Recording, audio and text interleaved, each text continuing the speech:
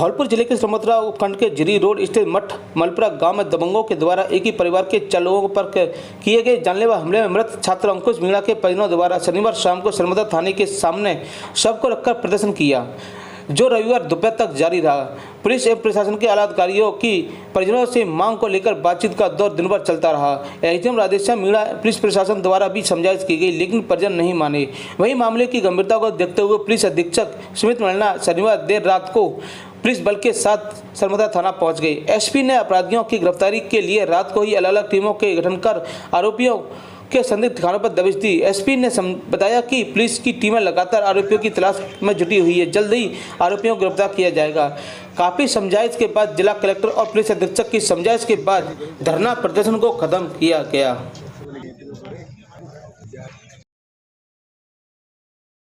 फांसी दो।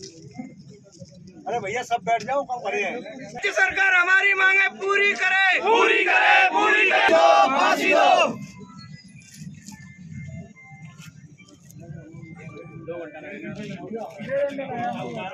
मेरा नाम प्रेम सिंह मीणा है और ये मेरे पिताजी श्री शंकरलाल मीणा। 7 तारीख को मैं मार्केट आया सरमत्रा, यहाँ से मैं एक लेजम लेकर के अपने घर जा रहा था नलवाली। रास्ते में मेरे गांव के और सरमत्रा के बीच में सरमत्रा और मेरे गांव के बीच में मल्लपुरा और मटका एक बस स्टैंड पड़ता है और मेरे साथ मेरा छोटा भाई भी था। हम दोनों भाई मार्केट से जा रहे थे। अंकुश मीणा जो जिनकी डेथ हो गई अभी प्रेजेंट में, तो हम लोग मतलब वहाँ 4 लोगों ने रुकवाया, हमें 4 लोगों ने रुकवाया और बीच सड़क पर रुकवा करके बोले, मैंने कहा भाई सड़क से नीचे तो हट जाओ, क्या अबे साले तुझको यहीं मारेंगे चपेट करके, नहीं तो निकल जा। मैंने फिर मोटरसाइकिल रोकी, मैंने कहा यार भाई साहब ऐसे क्यों बोल रहे हैं आप लोग। तो फिर उन लोगों ने गाली गलौज चालू कर दी और मेरे गिरबान पर हाथ डाला। ये डाल करके फिर मेरे छोटे भाई ने रोकने की कोशिश की तो उसको पीटने की थप्पड़ वगैरह लगाए। फिर जब मैंने कहा यार ये तो हमें मारेंगे, तो मैंने बचाने के लिए कम से कम मैंने पिताजी को फोन किया। मैंने पिताजी हमें यहाँ पे मार रहे हैं, तो पिताजी मेरी सहायता के लिए बचाने के लिए आए, यहाँ से ले जाने के लिए। तो पिताजी ने पूछा कि किसने दिए, तो पिताजी ने पूछा कि यार किसने पीटा है तुझे। तो जब तक उन लोगों ने 20-25 लोग बुला करके और जब तक अंधेरा हो गया, क्योंकि 8:30, 7 और 7:45 का टाइम हो गया, अंधेरा हो गया तो हमें कुछ दिखा नहीं और वो एक जगह इकट्ठे होकर के हमें चारों तरफ से घेर करके लाठी और डंडे और फरसों के साथ घेर करके, और उन्होंने कुछ ना तो पूछा ना कुछ बताया, मेरे पिताजी से सीधे ही वार करने लग गए। तो कुछ जैसे एक जग्गू नाम का व्यक्ति था, एक हंसराम, एक लाल सिंह, एक कृष्णा, एक सीताराम, राम नरेश और एक किसी ने हाथ पकड़ा, किसी ने मतलब डंडे मारे और उसके बाद एन पूर्ण रूप से मारने की कोशिश, जैसे कि उनकी नजर में हम मर चुके थे चारों ही।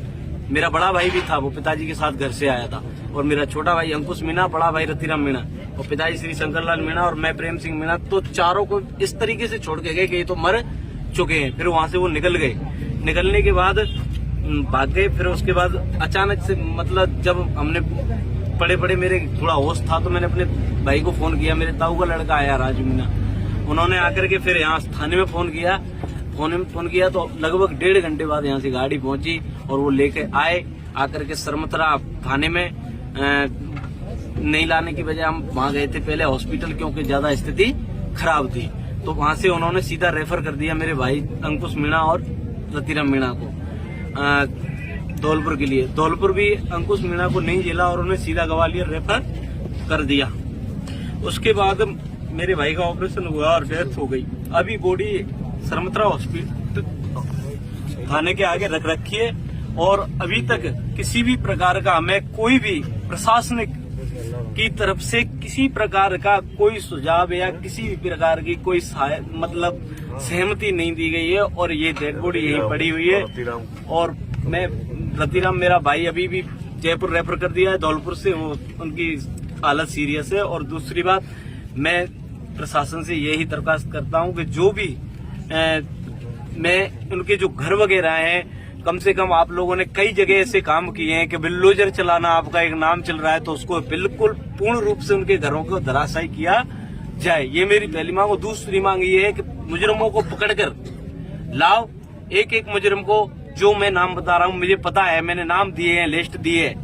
और इसके लिए मैं सभी भाइयों का मतलब जो यहाँ पे समाज के लोग और बाकी के सभी समाजों के व्यक्ति जुड़े हुए हैं, ये आए हुए हैं भैया सहायता के लिए। ये बहुत मेरे लिए गर्व की बात है। दूसरी बात, मैं भाइयों से निवेदन करूंगा कि इसको ज्यादा से ज्यादा वीडियो को देखें, वो शेयर करें और इसको आगे बढ़ाने के पूरा प्रयास करें।